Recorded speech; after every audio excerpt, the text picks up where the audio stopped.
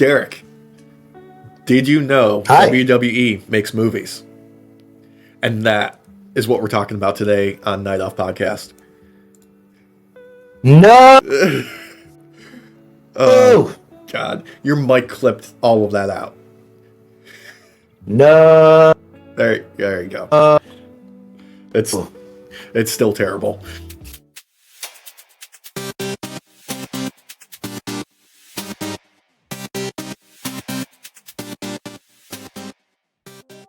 But before we get into that, we got some updates here about Vince McMahon still being a goddamn monster. So, yeah, that fucking prick. Yeah, something that was left out by Ashley Massaro's affidavit during that class action lawsuit was recently revealed by her attorney. It was left out because they felt it wasn't relevant to the concussion case, but she claimed that Vince was spotted backstage by her, like, making out with female talent. He made advances towards her. Specifically, there was an event where he was staying in the same hotel as her, and he repeatedly called her, and she was informed by, I think it was Bruce Pitchford or one of the other producers, is like, just tell him that you're not feeling well or something like that. He might leave you alone. But like once she rejected his advances, she was like pushed further down the card and was given shittier stories. Of course. This was corroborated by another former wrestler, Jackie Gaeta, who also turned down Vince's advances, and her career suffered as a result. Not a surprise. It's, you know, during the era of like the Divas and the Attitude Era and just Vince being completely disgusting. So he was just actively, you know, harassing women backstage and burying their careers when they didn't cooperate. Also goes along with, you know, something that Lita talked about recently with her being coerced to do that live sex celebration with Edge, who reportedly Edge and multiple other people involved in the segment like actively tried to prevent Vince from, you know, producing it, but he insisted on it. So, hey, guess what? That whole event happened against their will. Like, they were forced into doing that. Otherwise, their careers would have been in shambles, or they would have been non-existent. It's the coercion. Because he knows the power play that he has. It's not right, but it's also not surprising. Like, this man is a grotesque individual. Yeah. I mean, we've seen it time and time again. I know we poke fun here and there about like the incest storyline and all that, but this just paints the picture a lot more clearer. That a lot of these other things that would be seen as a lot lower of a level compared to like an incest story, it just makes it more believable. Because why would they lie? Yeah. And like, this is like the old like wrestling character adage of like, you just turn yourself up to 11 and like that's who you portray and that's how you get over. Instead, apparently Vince's whole Mr. McMahon persona was actually just a toned down version of real life Vince McMahon. That is wild to me. But it's believable, though. That's the problem. It's believable. Yeah. Now, something else that happened recently was News Nation interviewed Cara Pippa, who is described as like the best friend of the late Ashley Massaro. And she just corroborated her story about essentially what happened over in Kuwait and her experience about coming back with the meeting with Vince and Kevin Dunn and all their people at the company who were told to keep it quiet. Apparently, Stephanie had knowledge of the incident. So yes, her denial of not being involved looks less truthful than it did before. Yeah, so what it appears, I believe, if I read the article correctly, was that she talked with Ashley, heard the situation, and then when it came time to speak with the higher-ups, she immediately sided with the higher-ups and basically betrayed her in that moment. And if true, she's also extremely evil. Yeah, That's an awful thing to do to someone. Just as culpable, unfortunately, which is probably why Stephanie has been making herself much less seen ever since the initial allegations of the hush money payments from Vince came to light and him forcing his way back into the company. It feels like she just knew all of this was going to get dragged out into the sunlight, and she's like, look, if I get myself out of the public eye now, it's less that I have to deal with later. Yeah, and I mean, I gave her props. Was it a couple weeks ago, 3 weeks ago now? Yeah. For stepping down in solidarity and all that, but it just proves that this was just all games for her. At the end of the day, she understands that this is her business in the future, and it's her baby, and she'll do anything to protect it. Yeah. It's just not right. Yeah. It's not right. I'm sure in the weeks and months and possibly years to come, we'll see more and more information trickle out. There's been a lot more responses recently from people both within WWE formerly and other people in the industry. Lots of people who are just completely both horrified yet unsurprised. I think most recently Bruce Pritchard was questioned, and he said, blatantly, is like, if you work for a company that is currently under the lawsuit, you do not comment. So there you go. Yeah. It's true, though. It's true. I mean, it doesn't have to be WWE to know that. Mm-hmm. You need to, if you want to keep your job, at least you're gonna be zipping your lip. Yeah, which is exactly what he's doing. Tony Khan made a comment recently, but his was also very, corporate speak. He's like, I'm horrified by the allegations at, WWE and all of that, but I'm not going to make any further statement or something along those lines. It wasn't too incendiary, as, Tony Khan is like to do on Twitter, but, Yeah. It felt, that felt very corporate when I saw that. Mm-hmm. I feel like he knows better right now than to stir the pot. Yeah, particularly with Rossy Ogawa being left from Stardom and him rubbing it in on Twitter. I think he's learned that he's like, okay, I got to tone it down a little bit on my online personality. Yeah. I feel like he's starting to listen to some of the other board members and such when it comes to how to handle these situations. Because you never know, something could pop up for them at some point, and it would look very bad on him if he has a lot of this bombastic nature that he tends to have online. Yeah, and that's just, the cocaine-fueled Tony Khan, who's, slamming Red Bulls in between doing bumps, allegedly. Like, I'm not saying Tony is going to have something like this pop up for him, but just something in the company could pop up, I guess. I just want to make sure I'm clear that I'm not, like, even sort of alleging Tony has anything going on, but you never know. Something could pop up in AEW. There's already been some allegations against Chris Jericho, which I think we gotta do an update on that. Those allegations have been walked back a little bit by the person who made them, because those were like second-hand, third-hand allegations. Nobody has actually definitively said anything. It's a lot of like talking out of both sides of your mouth. When there's something more concrete, we'll have something more concrete. But right now, like, it's a lot of like gossip talk. We're not naming names. We're not saying events.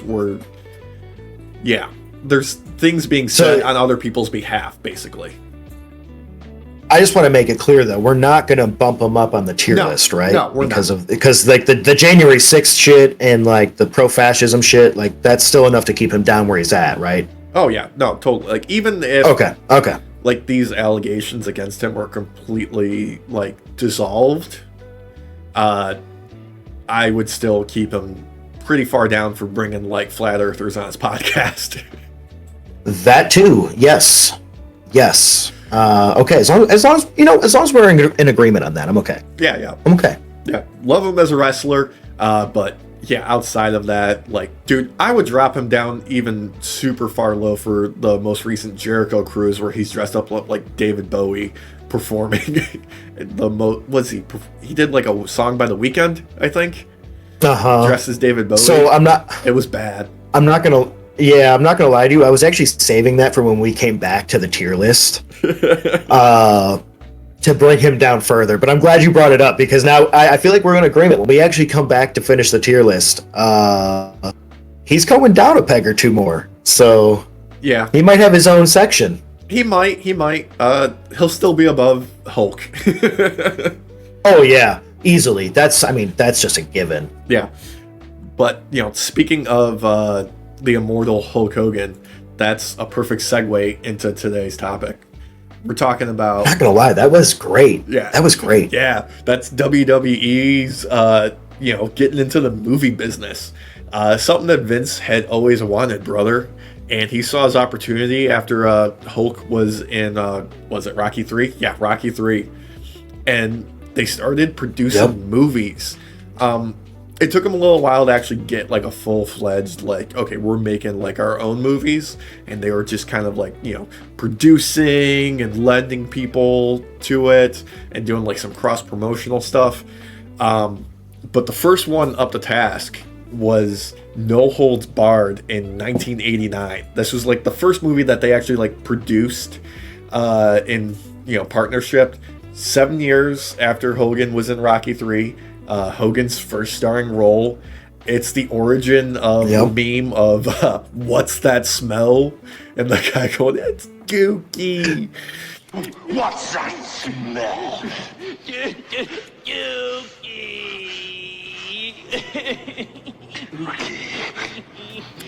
It's Dookie. Yeah, this movie makes no goddamn sense. A TV network boss pits Hogan, whose character's name is Rip, against another wrestler, Zeus, in like this whole shenanigans of like TV network deals and wrestling being real and fake and so on.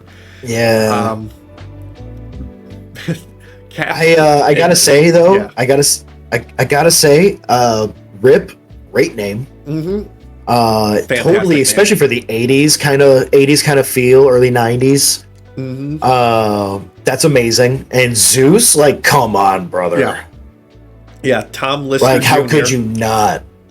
Yes. Yeah, billed as a tiny Lister for this, but he's such a fantastic personality. This is also what led to a lot of different things in WWE. Reportedly, Tom Lister Zeus didn't like losing in the movie, so they had to book him on TV to get some wins over Hogan. Left to a match with Randy Savage and Hulk and Brutus, the Beefcake, at SummerSlam.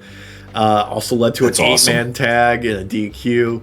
They had a PPV match / like movie steel cage showdown where it was so ridiculous that would have happened if the movie had been a success. Like, they were talking like a random, like a crazy steel cage match that they had planned.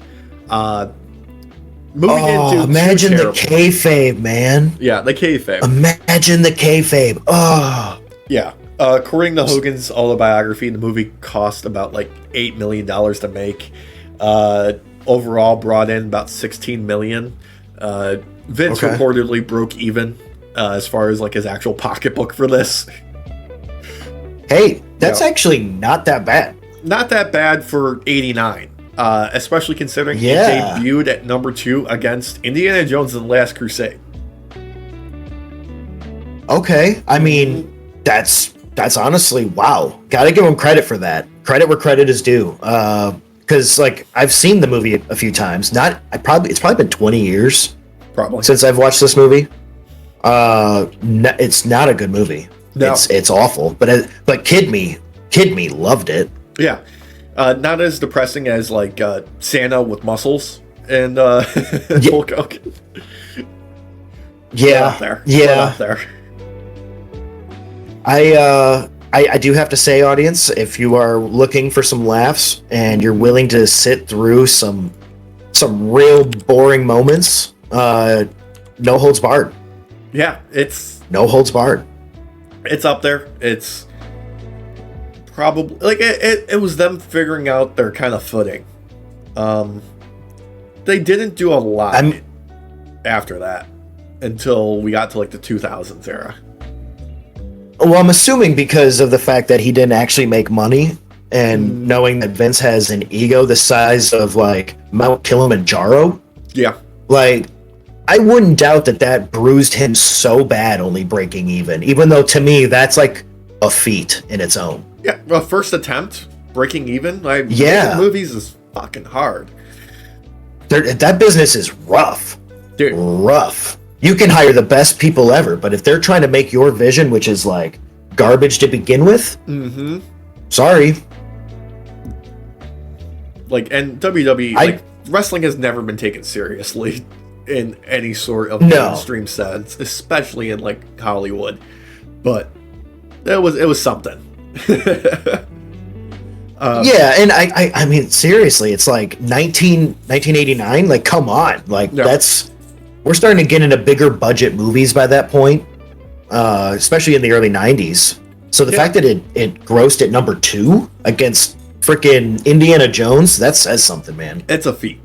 But you're right, like, it takes some time for Vince to finish licking his wounds. It isn't until about the early 2000s where WWE Films is actually started. And that's where we start to see, like, okay, they're trying in earnest now. The Rock already been cast as the Scorpion King in, like, the Mummy franchise. You know, the every millennial bisexual's awakening film franchise. But he gets his first starring role as the Scorpion King in the standalone movie. This is where Hollywood Rock is born.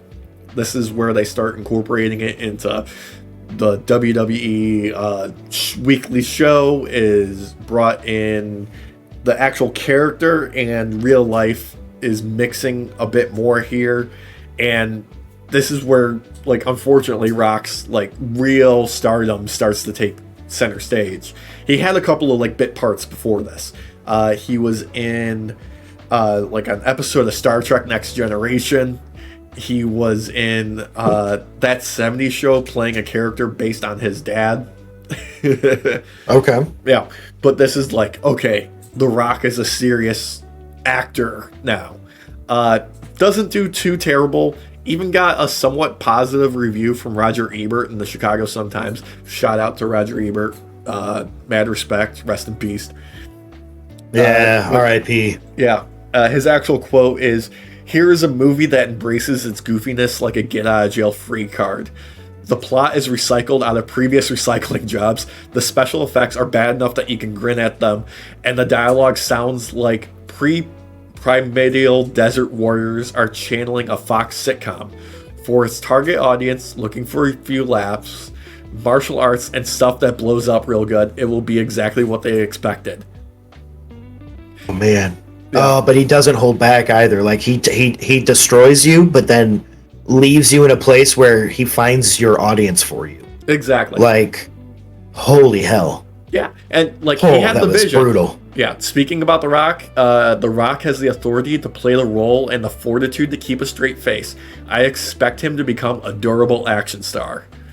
Like, he nailed it back in 2002. Yeah, he called it. Yeah. I mean, I credit where credit is due. The Rock is not a bad actor. Like, he was not good to begin with. No, but like, you look at him now compared to when he first started acting, like, the man's pretty damn good. Yeah, he's got some range. He's had a couple of like stumbles recently, let's be honest.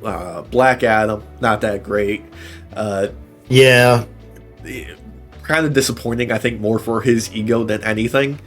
But he got it kicked off here with, you know, the Scorpion King. Like, he got it started, like, okay, he made a showing. He proved that he could carry a movie. And that, like, sped him off directly into, like, this double feature, I'm going to call, because I get them confused all the time. We have The Rundown in 2003 and Walking Tall in 2004. 2003, Rock and Stifler go on an adventure in the jungle. 2004, Rock and Johnny Knoxville beat up people with a 2x4 in Washington. I think it's just because they came out so close together. They're very similar in many respects. Yeah. I mixed them up. I don't remember what episode. I want to say it was like 7 Days to Die or something like that we recorded, where I mixed them up, and it was like the next like 2 minutes was me being scolded about which movie was which, which is fair because I couldn't remember. I honestly could not remember. It's been so long since I've seen either of these films. Yeah. I do remember laughing at them though.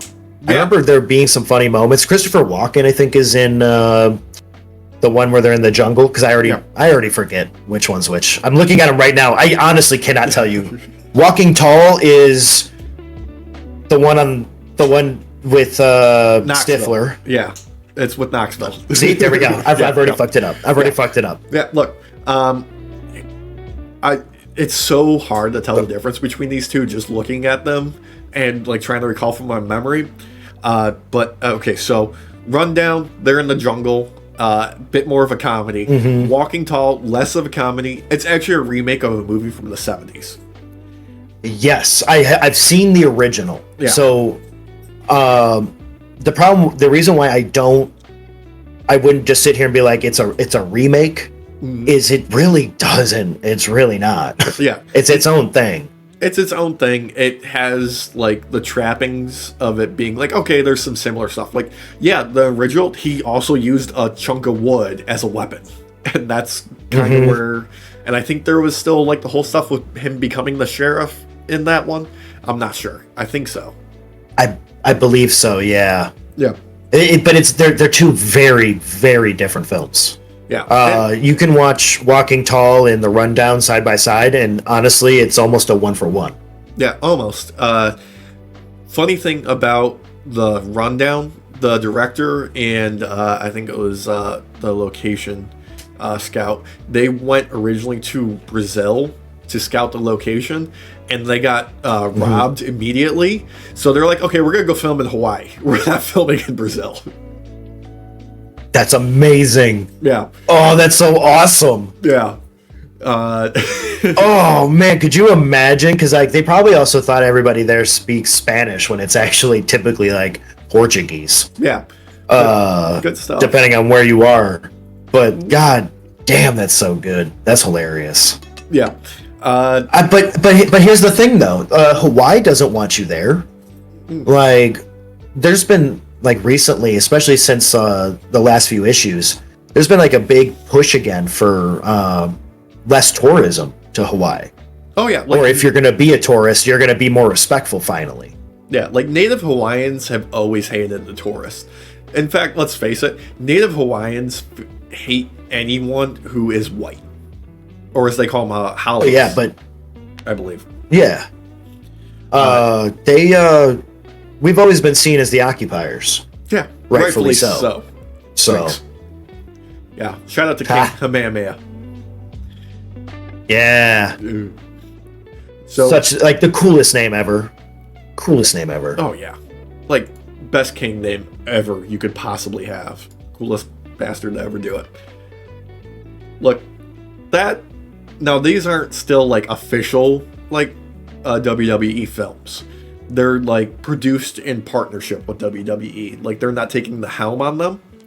This next one, starring the mayor of Knoxville, Tennessee, See No Evil in 2006. This was a full-on WWE film. This sees Kane ripping people's eyes out. There was also a storyline that they worked into WWE television with May 19, setting Kane off. There was some other shenanigans, but this one also got a sequel. I don't think the sequel also was released in theaters, but this did see a theater release.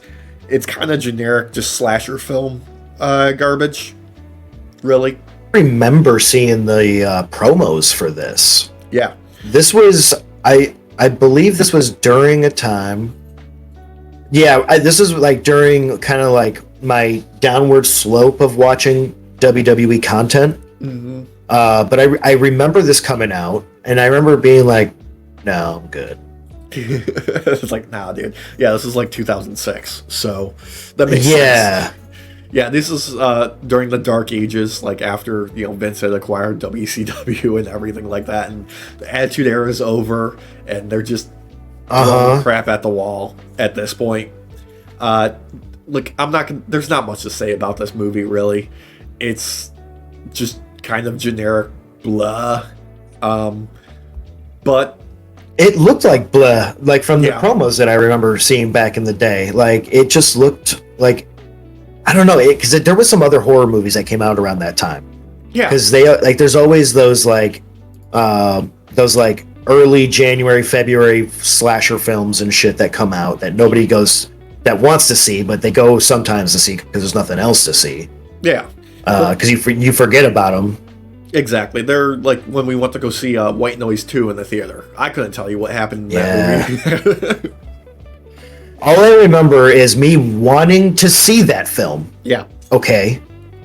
And everybody else being like, hey, look, it's Batman. He's got a bazooka. Yeah, that was me. Yeah. If Walsh was here, it was him too. Yeah. It was him too. Look, we were the only ones in the theater. What do you expect? We were like literally the only ones in the theater.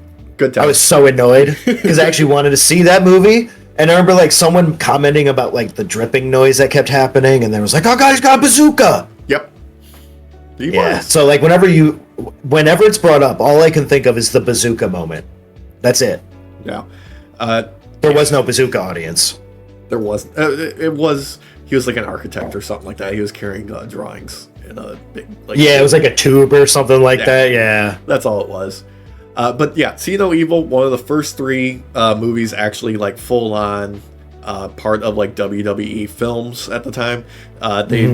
Well, in a couple of years they changed it to WWE Studios, but the other 2 movies are The Condemned, starring Steve Austin, which is kind of like a Most Dangerous Game ripoff, and like The Marine with John Cena, as that kicked off that like headliner franchise that they have. Super American John Cena saves his wife from diamond smugglers tearing ass through South Carolina. Originally, this was going to be another one starring Stone Cold, but he left WWE, and then it was going to be Randy Orton, but then they decided against it because he was dishonorably discharged from the Marines. Yes. Yeah. But the part went to Super Cena, decently successful, spawned five direct-to-video sequels, 4 of which star The Miz. I was surprised to find that out, honestly. Yeah. I've seen this one. I didn't see it in theaters. I saw it after it went to DVD. Yeah. I've seen it probably like 5 times. Really? It's not a good movie. No. But it's not a bad movie. Like it hits like all of the paces you expect it to hit for like an action film. They just don't really do it that good. Yeah, it's like, and then they have to mix in wrestling moves. Yeah, it's that prime Redbox dad film, right? It's yes. Like, oh, hey, we're leaving Walmart. We got our paper towels and toilet paper. Let's grab a movie type of movie where it's like, okay, dad.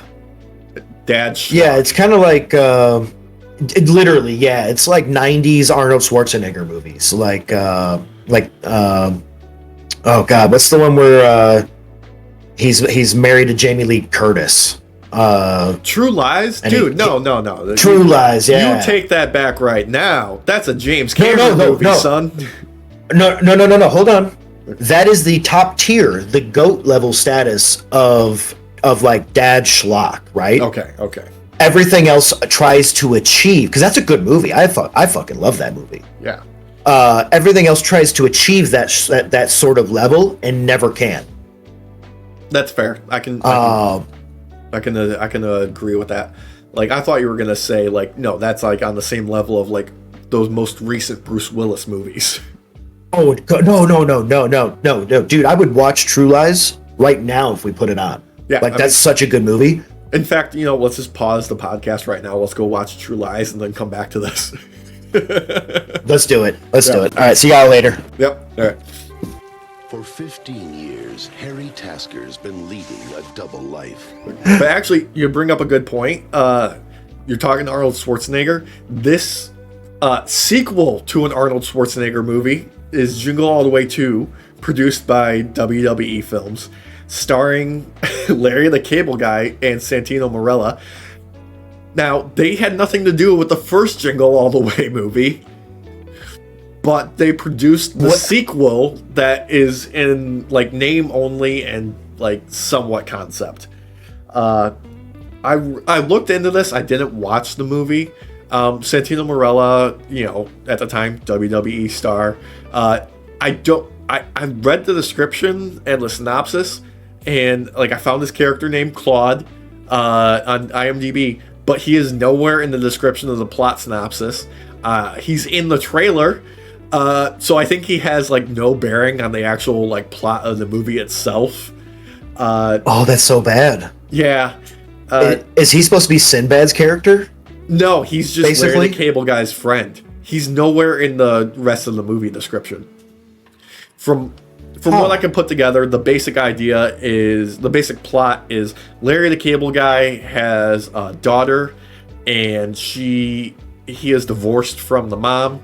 She has a new stepdad, and the stepdad is competing against Larry the Cable Guy for the child's affection. The girl's name is Noelle.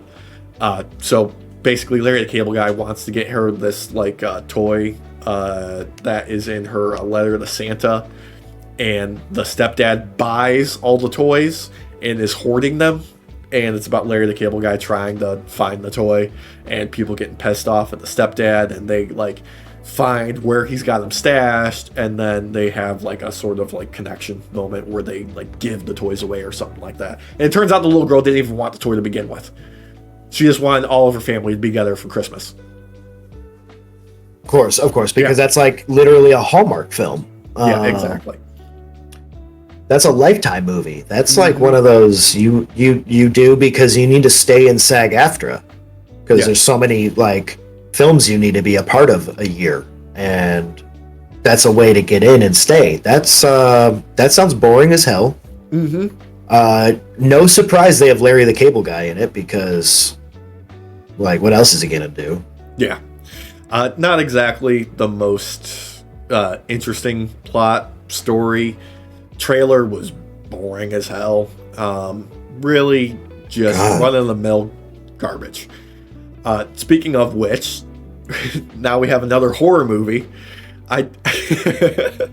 So 2014. The picture you chose. Yeah, well, okay, so like I looked into this. Leprechaun Origins, which comes out in 2014. It's got Dylan Postel, better known as his wrestling name, Hornswoggle. It's the 7th Leprechaun movie. Yeah, they had nothing to do with any of the previous, but it's also technically a reboot. I looked for like the Leprechaun as he appears in the movie. It's fucking horrible. It's like it doesn't even look like a leprechaun. It just looks like some weird, ugly monster thing that could be really anything. And it looks like it's like they tried to do like a straight up horror movie. And there's like none of the charm, none of the charisma. It's got like I couldn't even find Hornswoggle in the trailer. Oh my gosh, that's amazing. That's awesome. Yeah. That is awesome. Yeah. Like, what does he actually have anything to do with it? Do you know? I have no idea. Like, I couldn't find. Like, I didn't want to watch the movie. It looked too terrible to actually watch. Oh wait. Okay, bigger question. Now that I think about it, is it Warwick Davis? No, Warwick Davis is in the original Leprechaun movies. Yes, he makes zero appearance in this movie. He is not in it. Then it's not a Leprechaun movie. It's not a Leprechaun movie. They shouldn't have called it that. No, it's Leprechaun Origins is just some random who gives a shit movie that they just, use. Oh, I'm sorry. Like, I'm sorry. You decided to call your movie Leprechaun Origins, and you decided not use the original, the origin of Leprechaun, like Warwick frickin' Davis, the BA himself. Yeah. Are you kidding me? Yeah, Willow makes zero appearance. Warwick Davis is like the GOAT. Yeah. I'm sorry. Yeah, Widget, no appearance. Not like they left Professor Flitwick out of this. It's really just a slap in the face of the previous Leprechaun movies. And honestly, it's a damn shame. Yeah, honest, I agree. I agree. Like that is the wrong approach. I refuse to believe this is truly a Leprechaun movie now. Yeah. No thank you. Which is why we have Warwick Davis as behind us, because he deserves respect. He does deserve respect. You're right. Yeah. You're Someone right. Because when I saw that picture, I was like, I literally thought for a moment that they brought back Warwick Davis. That's why I decided to ask him, like, wait a second, if it was this bad, did they actually bring him in? No. No. What? They didn't even, like, So after sad. all that work where he went to the hood and went to space, and this is how they do him. It's dirty. That's real dirty. Like, I've seen all of the old ones. I even saw the one where he's in the hood, Yeah. It's a classic. which is in itself like just extremely racist. It's But extremely It racist. is a classic. Yeah. Well, it's camp. It's camp. And Yeah. Oh yeah. It's camp racism for sure. yeah. What is not camp is Santa's Little Helper in 2014, starring The Miz and Saraya, aka Paige. And on the Miz's other shoulder there, that is Annalyn McCord. For some reason, she decided to be in this WWE Christmas movie. Basic plot of this is The Miz is like a finance bro who gets fired and is getting basically hired to work at Santa's workshop because he's a regular human and Paige is an elf and they're competing to be like the next top elf. Yeah. Look, the trailer makes no efforts to make it look like a Christmas movie. Like there's not even really like a lot of snow when they're outside. They're like doing like obstacle courses and stuff. And yeah, there's like some wrestling moves and like some flips and stuff. But yeah, it's sad. It's real sad. That's embarrassing. I wouldn't be in that movie. Yeah, and you know, they actually have like a handful of Christmas movies in there. I'm not going to go over the rest of them because they're just whatever. Like there was another one also starring The Miz called Christmas Bounty. Does he hate himself? Yes. Almost? I'm fairly genuine. Does he actually hate himself? He may. What? He's got a nice house, a lot of money, beautiful family that love him. At what cost? At what cost, though, man? I mean, he hustled. Like, don't get me wrong. I make a fool of myself all the time. Anybody who's watched our content knows that. Like, guaranteed. You know, I'm like this outside of the content. I'm just a dumb weirdo. Yeah, you can't help But like, I can't. I really can't. But like, would I demean myself like this? No. But I feel like we're gonna end up seeing me demean myself by watching some of these at some point. Yeah. I mean, we may have to. Particularly this next one, Scooby-Doo WrestleMania Mystery, another 2014 film. With you can see there, it's got Cena, it's got Kane, it's got Sin Cara. Yeah, I'm pretty sure that is Sin Cara. Yeah, there's. Yo, This is one of they did a couple animated movies. They did. There was a direct sequel to this with Scooby-Doo. There was also a Jetsons movie that they did that was animated. Oh, dude, I can get behind that actually. Like, was this? So this did well enough to get a sequel. Yeah. Like these are all direct to video, so like there's very little like post-production costs involved in these. There's not a lot of marketing involved. Oh, in these. true. You know, Okay. And you know, like they don't have to put a lot into it. It's for Particularly the kids. script here is fantastic. Shaggy and Scooby do video games good, so they win a trip to WrestleMania at WWE City. Yo. Yeah, Like, Scoob, we want ourselves some tickets to go to WWE City. yeah, legitimately. So they bring along the gang. When they get there, they get like VIP treatment. Vince unveils a new WWE Championship belt. This one's got a lot going on to it. There's, EMP devices, and a ghost bear. Yeah. Yo, ghost bear though. That's ghost badass. Bear. Yeah, there's a ghost bear. Pretty awesome. It ends with Scooby and Shaggy winning the new WWE Championship. It's pretty great. Heck yeah. Dude, I want to watch that one, actually. I'm not going to lie to you. Yeah. That sounds kind of fun. I love the old, like Mystery Machine gang. I would love to see Shaggy scold Scooby because he's on the second rope, the most dangerous rope. The most dangerous rope, yeah. This one also features John Cena saving the Mystery Machine and the gang from getting smashed by a boulder by punching it. Pretty awesome. Wait, whoa, wait a second. Does he have Chris Redfield energy going on? Oh, dude, he is... I mean, it's John Cena. He's more jacked than Chris Redfield. He could... Yeah, but Chris Redfield made it look like it was Play-Doh when he punched it. Dude, it's like nothing. He just decks it, it's gone. And it's Super Cena. Awesome. He saves the day.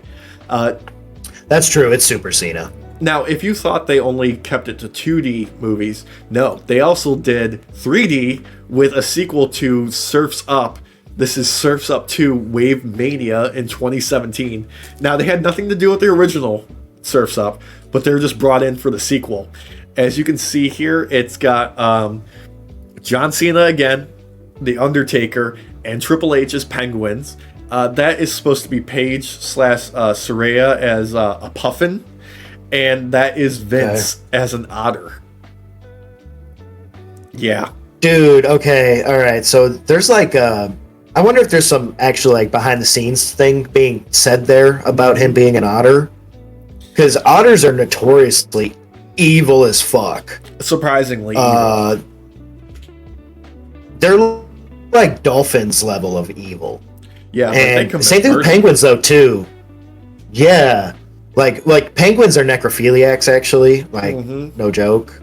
Maybe not every species, but we know was it the emperor penguin at least is. Yeah, I could be wrong on which species, but yeah, they're like necrophiliacs, and they're like, oh, they mate for life. No, they don't. No, they'll move on. They'll mate with anything. Yeah, basically, and it's pretty disgusting.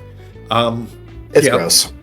This I didn't really look into this one that much, to be honest with you. It looks real fucking boring, even by animated movie standards.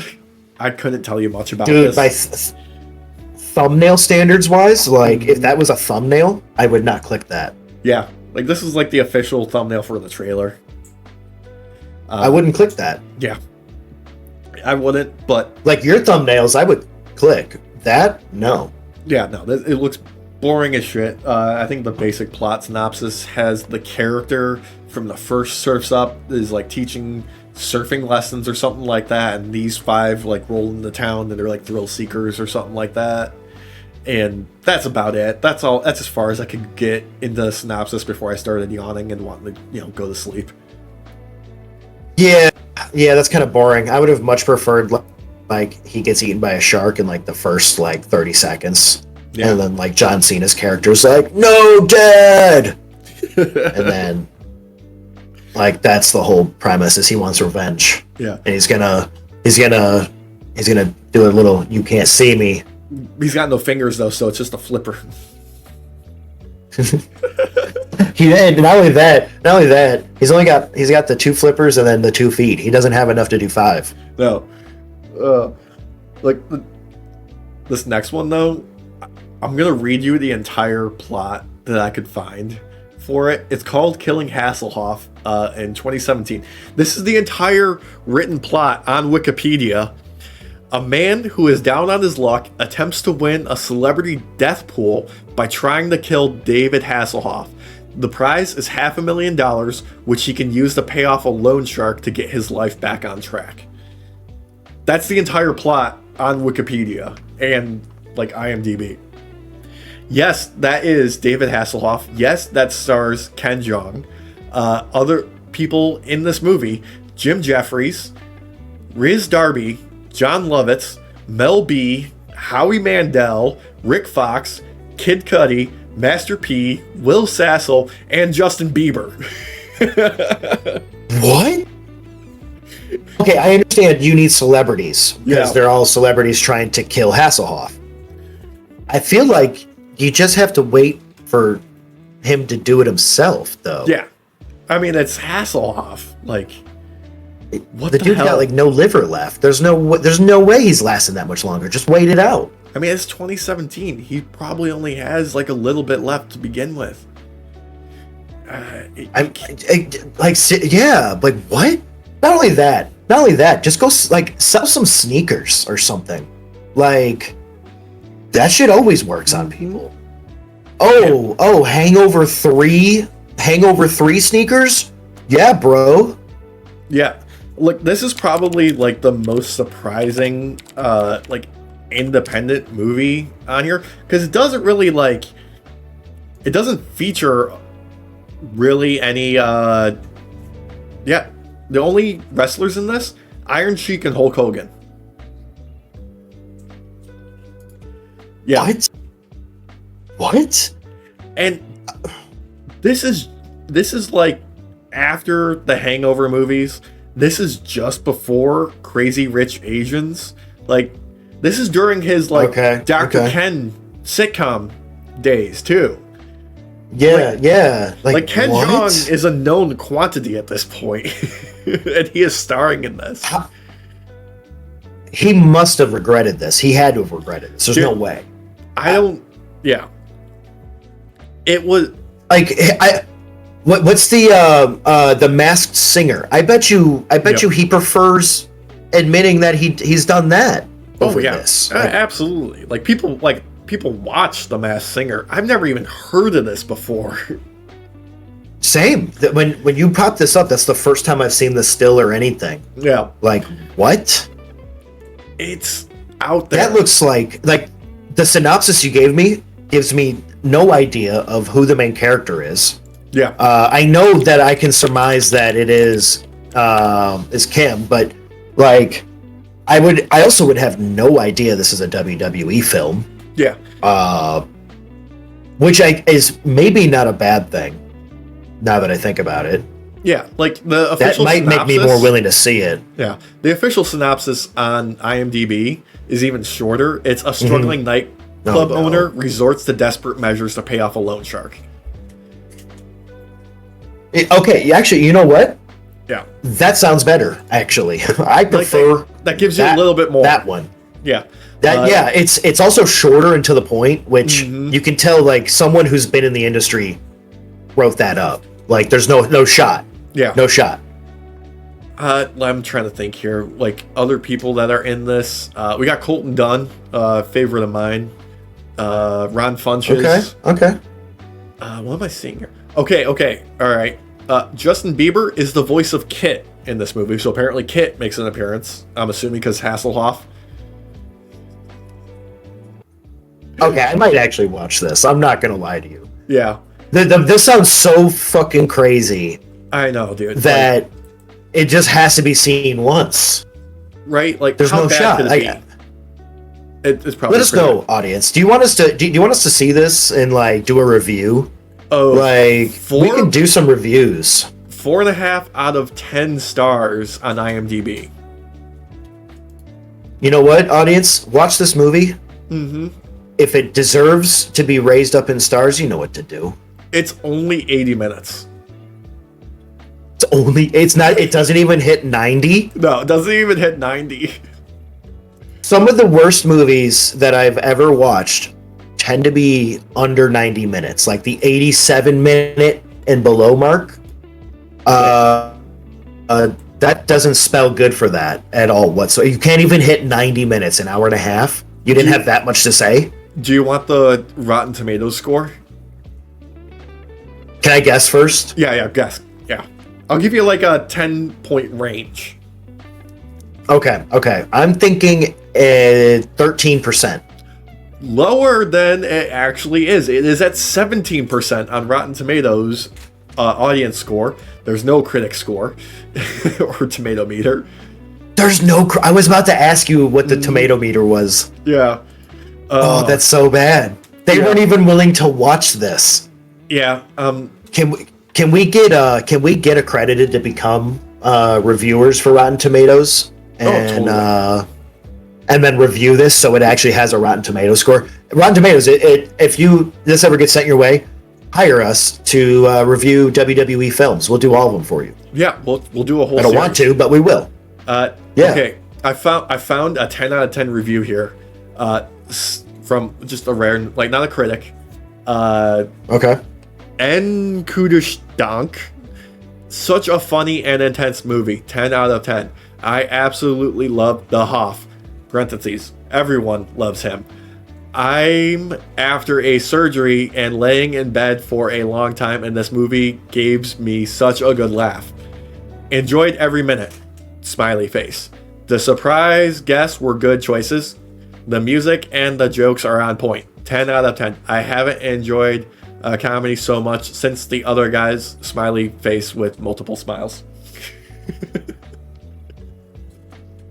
So that's Phil from accounting in the WWE, trying to pretend to be a huge fan, hates his life. Dude, he's obviously high on morphine. He was just out of surgery. I was about to ask you, that part might actually be true. Yeah. Because what was that very first word and a half that you said? The garbly gook. That was his username. Oh yeah. Oh boy, that's a bot. Yeah. That's a bot. I've argued with bots in the YouTube comment section before. I know when I hear the name. Oh my god, dude! Yeah, I've learned my lesson.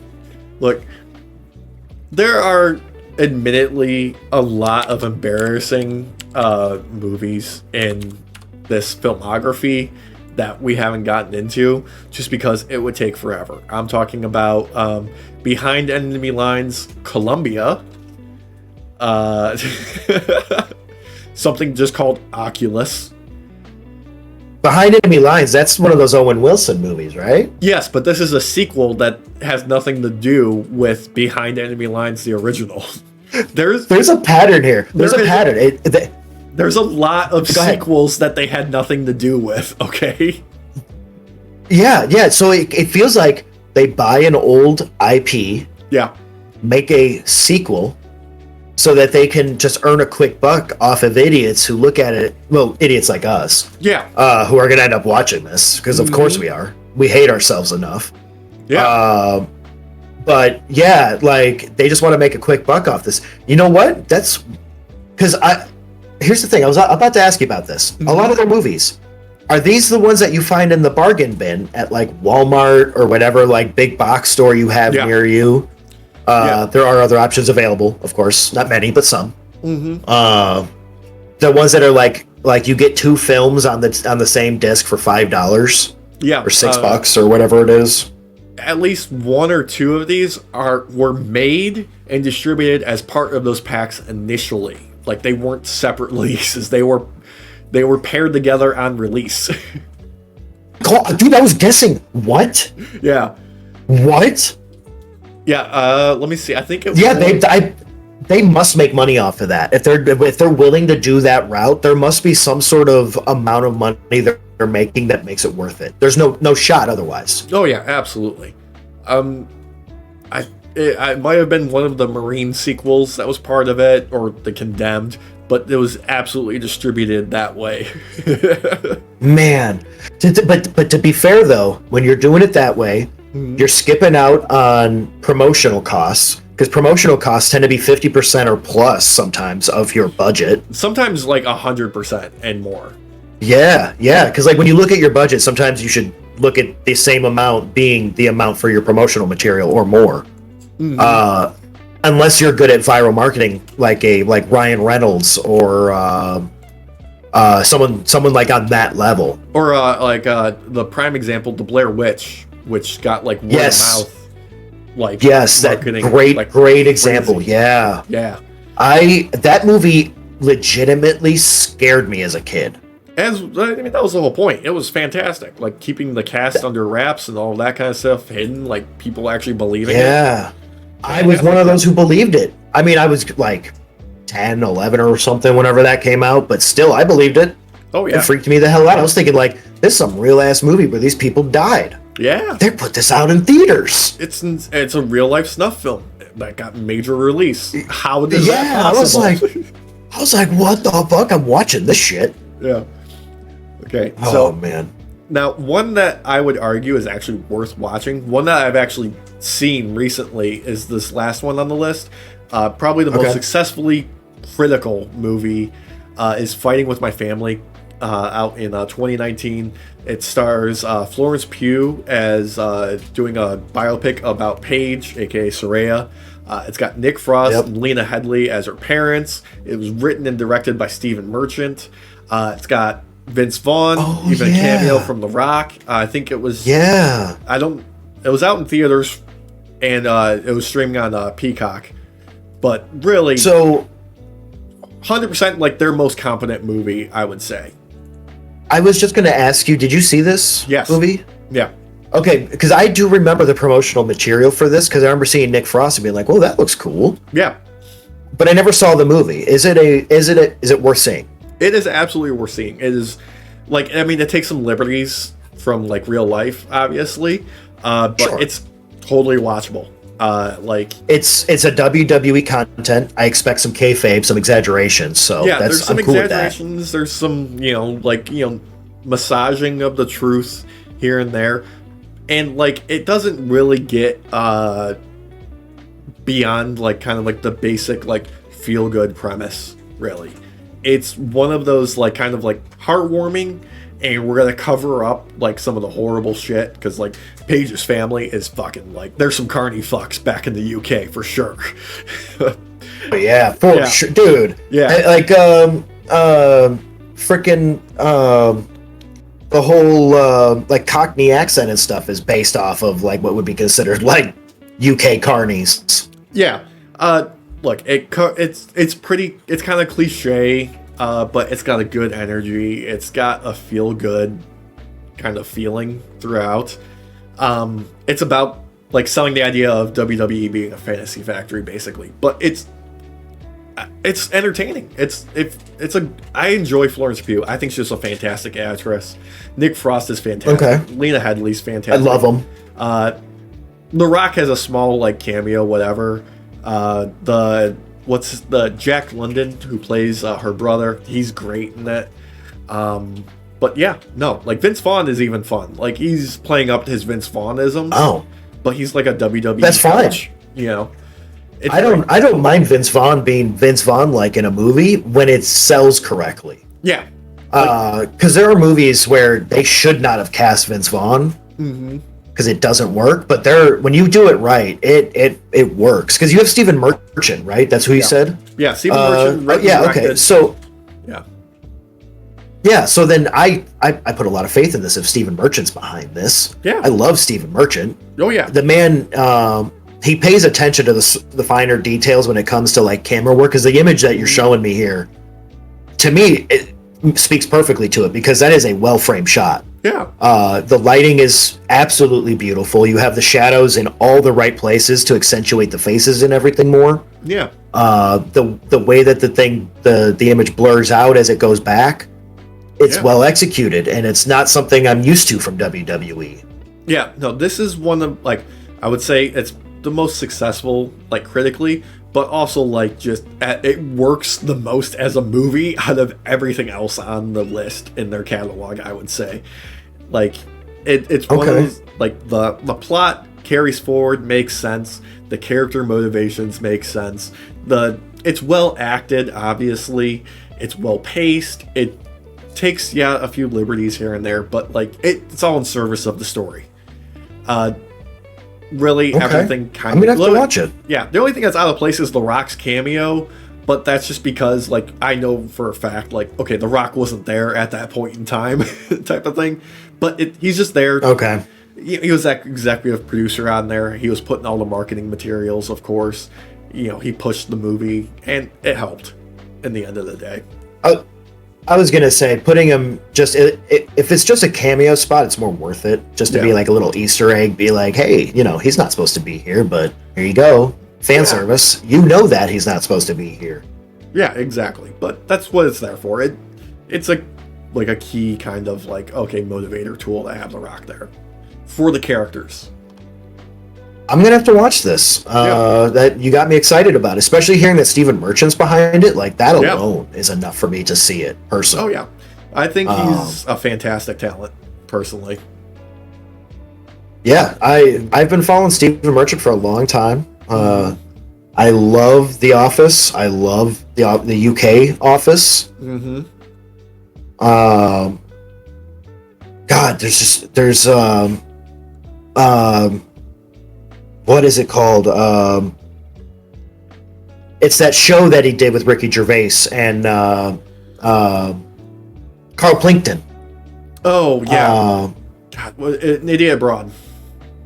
Idiot Abroad, thank you. Yes. Because you could tell Steven was in charge of cinematography in many respects for that, because it's so well shot. I love cinematography, audience. Yeah. Like took some film classes and stuff when I was younger. Cinematography is just, I love photography in itself, but a well-framed shot is something you're always going to get from Steven. Always. Yeah. And the man has got like pure banter.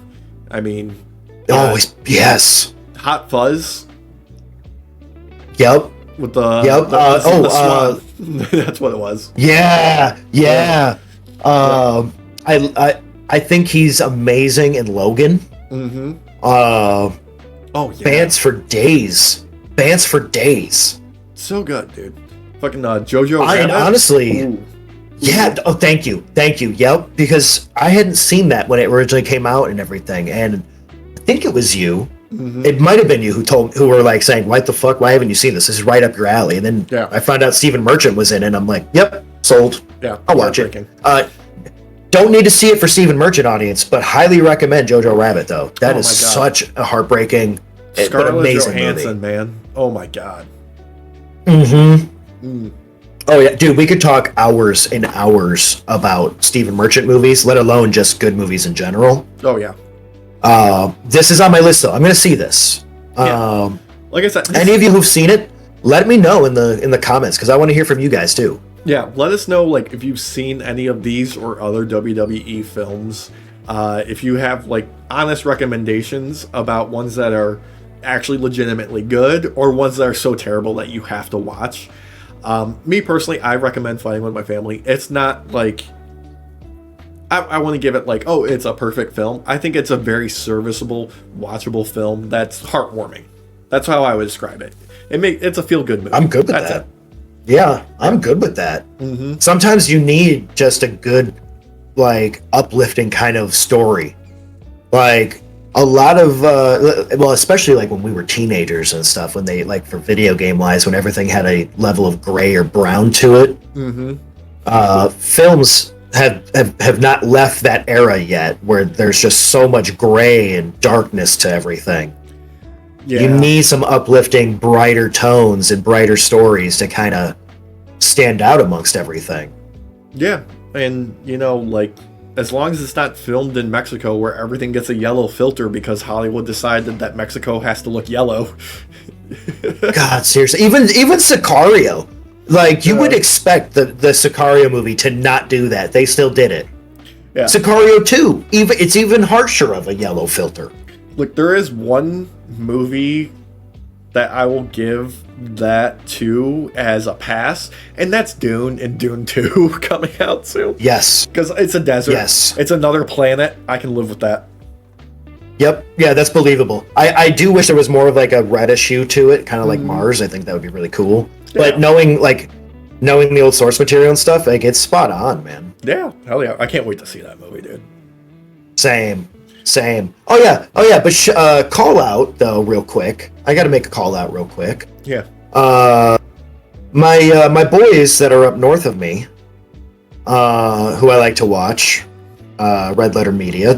I've never seen them do a wrestling movie. Are we gonna have to be the ones to put ourselves through this trauma? I think so. We may have to be the ones. Yeah. Mike, Jay, Rich, even the Wizard. Josh, I love Josh. He's great. I honestly though, like, he's great. I don't expect Rich Evans, the world famous superstar Rich Evans, to actually listen to us by any means. No, I mean, he was on Ellen. He was on Ellen, Derek. He was on Ellen. Yeah. I mean, Julia Roberts might have actually served him his food that day. Yeah. It's possible. I mean, he was in that movie with Drew Barrymore. Yeah. I don't know if you knew this. He was actually a time cop. Yeah. I thought he was a space cop. Maybe it's a space cop. I don't know. I didn't see it. They told me not to watch it, so I didn't watch it. Yeah. But I wanted to watch it. Actually, since we're talking about like actual movies, I want to throw a shout out to something I saw last weekend. Lisa Frankenstein, Zelda Williams' directorial debut, written by Diablo Kobe of like Juno and Jessica's Body, right? Jennifer's Body. Yeah. Jennifer's Body. Yeah.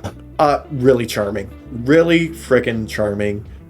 Zelda Williams has got a great eye for making something look stylized and distinct.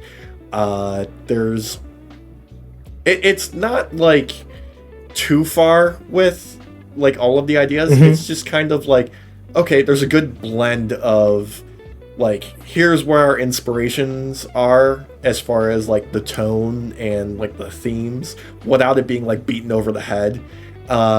It's just fun. Like, it's legitimately a fun movie, and I laughed a lot during it. It's pretty good. Nice. Yeah. I can't remember the last new movie I saw. I'm boring, audience. I apologize for that matter. I always watch stuff after the fact when it comes out later. Yeah. But I do want to make a shout out though as well. I feel like a shout out is in order for The Miz for putting himself through such horrendous garbage that he was willing to not only step it up and play the Marine multiple times, but he did dumb Christmas movies. Yeah. I don't know if he hates himself or if he just cares about money too much, but he cares about money. He cares about money, Derek. Derek, it's money. The answer is always but money. I gotta give him, I mean, true, but I gotta give him a shout out, man, because I would not put myself through that hell, and it takes someone with some strong character to be willing to do that. Yeah. So, shout out, Miz. I normally wouldn't shout you out, but shout out. Yeah, we'll give a little shout out to The Miz, and that'll be a nice place to wrap up for this week. Okay. I think these people have some things to think about, and I'd like to hear your recommendations. If you've got some ideas for some movies that are even just starring wrestlers. I've already seen Wrestlers vs. Zombies. I don't need to watch that again. And they live as a classic. But we can. Yeah, we can. We can.